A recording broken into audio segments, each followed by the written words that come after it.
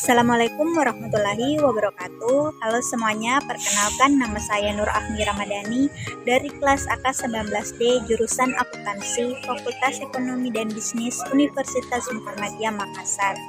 Nah, pada kesempatan kali ini saya akan menjelaskan mengenai auditing.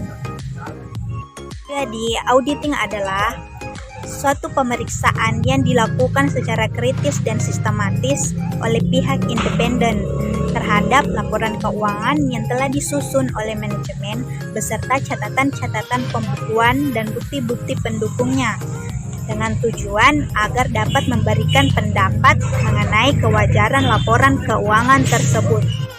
Jadi selanjutnya ada 4 hal penting dalam audit. Yang pertama, kritis dan sistematis. Kritis dalam artian tidak mudah percaya, bersifat selalu menemukan kesalahan, kemudian tajam dalam menganalisa. Nah, seorang auditor harus memiliki sifat kritis dan ada syarat-syaratnya, yaitu auditor harus memiliki sertifikat CPA atau memiliki izin praktek dari Menteri Keuangan. Nah, selanjutnya ada sistematis, artinya teratur sesuai dengan sistem atau memakai sistem. Jadi, sistematis dalam artian tidak melakukan perencanaan sebelum melakukan penerimaan klien. Jadi, harus teratur sesuai dengan sistem. Nah, yang kedua ada pihak yang independen. Jadi, akuntan publik itu harus independen, artinya seorang auditor itu harus berasal dari pihak luar yang diperiksa. Tidak boleh ada kepentingan dalam perusahaan, misalkan hubungan khusus seperti keluarga. Yang ketiga ada laporan keuangan, catatan pembukuan, dan bukti pendukung. Nah, pola ini itu objek yang diperiksa. Jadi laporan keuangan yaitu laporan laba rugi, neraca, perubahan ekuitas, arus kas.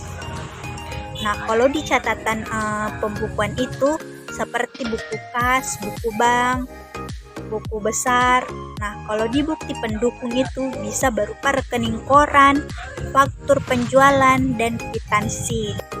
Yang terakhir, yang keempat, yaitu memberikan pendapat. Nah, ini merupakan tujuan dari proses pemeriksaan, yaitu memberikan pendapat tentang kewajaran laporan keuangan yang diperiksa tersebut. Perbedaan auditing dan akuntansi. Nah, perbedaan auditing dan akuntansi ini terletak pada arah prosesnya. Proses akuntansi dimulai dari bukti transaksi, kemudian ke jurnal, kemudian ke buku besar, dan ke laporan keuangan. Nah, kalau audit itu bisa dua arah, bisa dari laporan keuangan ke buku besar, ke jurnal, dan ke bukti transaksi. Nah, bisa juga sebaliknya dari bukti transaksi ke jurnal, buku besar, dan laporan keuangan. Nah, acuan akuntansi ini mengacu pada SAK, yaitu Standar Akuntansi Keuangan. Nah, kalau audit itu mengacu pada SPAP, yaitu Standar Profesional Akuntan Publik. Ke tahap-tahap audit. Nah, jadi ada beberapa tahap audit dalam laporan keuangan. Pertama yaitu penerimaan perikatan audit. Nah, maksud dari perikatan di sini adalah kesepakatan dua pihak untuk mengadakan suatu perjanjian. Dalam perikatan audit, seseorang klien yang memerlukan jasa auditing mengadakan suatu ikatan perjanjian dengan auditor sebelum melakukan perencanaan. Kedua adalah perencanaan proses audit. Nah, tahapan audit laporan keuangan selanjutnya adalah merencanakan audit, di mana dalam merencanakan audit tersebut ada beberapa hal yang harus dilakukan, seperti memahami bisnis dan industri klien yang akan memberikan panduan tentang sumber informasi untuk pihak auditor sendiri. 3. Pelaksanaan pengujian audit. Nah, pada tahap ini audit laporan keuangan memiliki beberapa langkah yang harus dilakukan dalam proses pengujian. Langkah tersebut adalah pengujian analitik, pengujian pengendalian, dan pengujian substantif. Pada pengujian analitik ini dilakukan oleh auditor pada tahapan awal proses audit dengan mempelajari perbandingan dan hubungan antara data yang satu dengan data yang lain agar membantu auditor untuk memahami bisnis klien serta menemukan bidang dalam bisnis tersebut yang sekitarnya audit yang lebih intensif. Nah, kemudian untuk pengujian pengendalian di sini merupakan proses audit yang dirancang untuk memverifikasi efektivitas pengendalian intern klien, terutama frekuensi mutu dan karyawan dalam melaksanakan aktivitas pengendalian yang telah ditetapkan. Nah, sedangkan untuk pengujian substantifnya merupakan prosedur audit yang dirancang untuk menemukan kemungkinan kesalahan yang secara langsung memberikan pengaruh pada pembuatan laporan keuangan yang lebih tepat. Selanjutnya yang terakhir ada pelaporan audit, di mana pada tahapan ini audit laporan keuangan terkait dengan pelaporan hasil audit di sini merupakan bagian akhir. Nah, laporan audit sendiri merupakan media yang digunakan untuk pihak auditor dalam melakukan komunikasi dengan pihak eksternal di sekitarnya, di mana pada laporan audit harus memiliki kerjasama informasi yang disajikan, misalnya jenis jasa yang diberikan oleh auditor, objek yang diaudit, lingkup yang dilaksanakan, dan tujuan audit dan rekomendasi yang diberikan. Mengapa audit laporan keuangan diperlukan? Jadi audit laporan keuangan diperlukan karena adanya hal sebagai berikut. Yang pertama itu konflik kepentingan, di mana konflik kepentingan terjadi antara pengguna laporan keuangan dan manajemen entitas yang menyajikan laporan keuangan tersebut, karena tidak ada keyakinan bahwa manajemen akan memberikan informasi yang benar. Oleh karena itu, audit laporan keuangan diperlukan untuk memberikan keyakinan yang memadai. Nah, dua ada konsekuensi, di mana laporan keuangan merupakan sumber informasi yang digunakan dalam pembuatan keputusan yang penting, seperti peminjaman dan investasi. Nah, selanjutnya ada kompleksitas pelaporan keuangan. Nah, dengan adanya kompleksitas pelaporan keuangan yang tinggi, maka risiko terjadinya kesalahan penyajian laporan keuangan juga menjadi tinggi. Oleh karena itu, audit laporan keuangan diperlukan agar risikonya menjadi minimal. Nah, yang terakhir ada keterpencilan. Nah, jarak, waktu, dan biaya membuat pengguna laporan keuangan sulit untuk mendapatkan akses informasi secara langsung dari entitas yang bersangkutan, sehingga pengguna harus mengendalikan laporan keuangan sebagai satu-satunya sumber informasi. Oleh karena itu, audit laporan keuangan diperlukan agar informasi tersebut menjadi handal. Jenis-jenis audit. Nah, di sini jenis audit ditinjau dari aspek luas pemeriksaan, di mana ada yang pertama pemeriksaan umum atau general audit, di mana general audit ini merupakan pemeriksaan yang umum dilakukan atas laporan keuangan perusahaan yang dilakukan oleh kantor akuntan publik. Jadi pemeriksaan KAPK ini bertujuan untuk memberikan penilaian sekaligus memberikan opini mengenai kewajaran dari laporan keuangan suatu perusahaan tersebut. Nah, yang kedua ada pemeriksaan khusus atau special audit, di mana di sini merupakan suatu pemeriksaan yang terbatas, hanya ada permintaan audit yang dilakukan oleh akuntansi publik atau KAP yang menyertakan opini.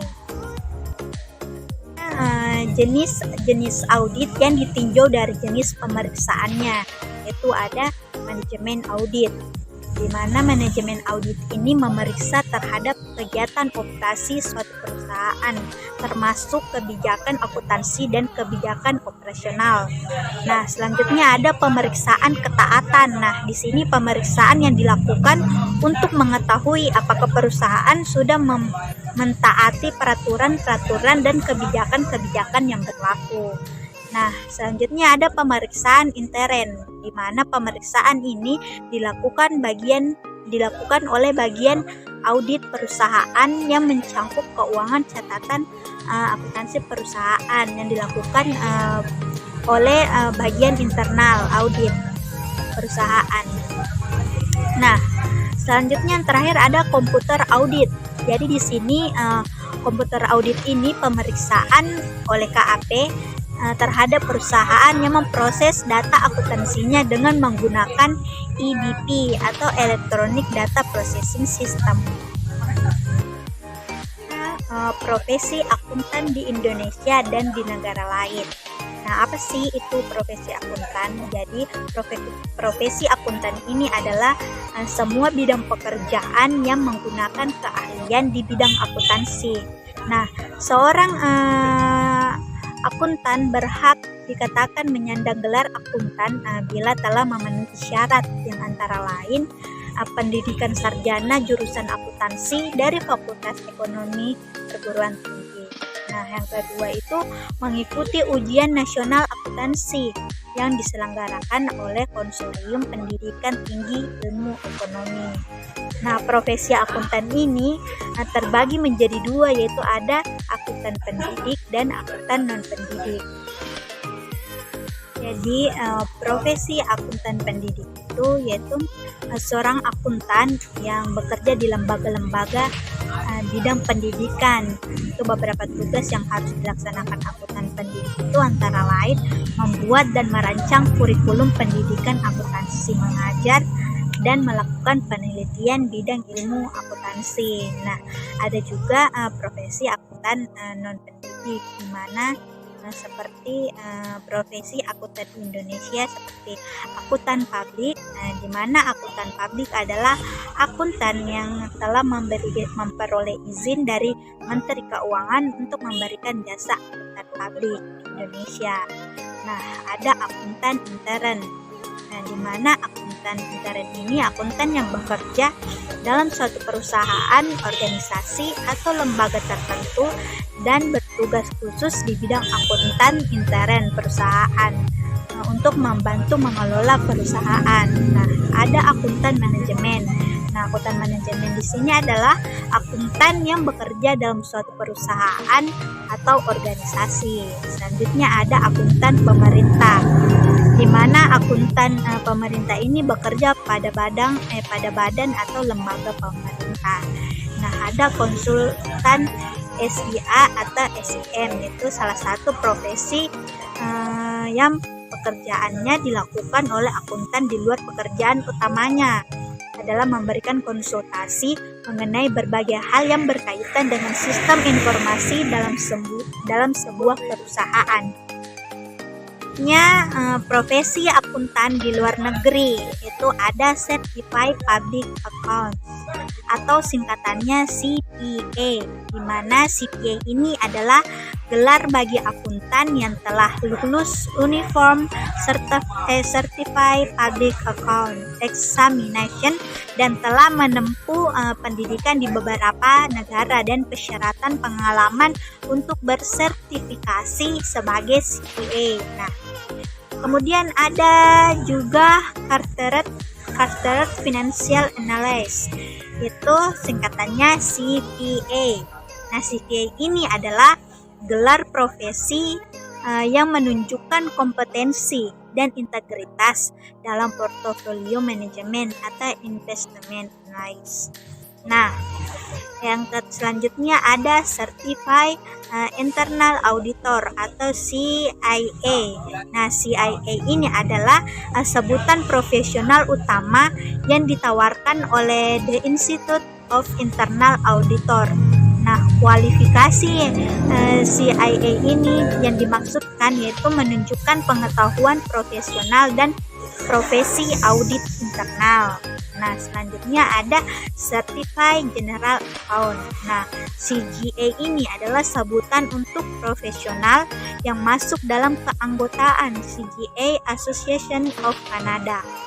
Nah, atau asosiasi CGA negeri lainnya. Nah, seorang CGA ini adalah akuntan profesional yang sangat memiliki keahlian di bidang keuangan, perpajakan, strategis bisnis, audit, manajemen, dan kepemimpinan bisnis. Nah, yang terakhir ada Chartered Account. Nah, atau CA. Nah, CA ini adalah lembaga profesional pertama yang dibentuk para lembaga akuntan. CA bekerja di sebuah bidang bisnis dan keuangan.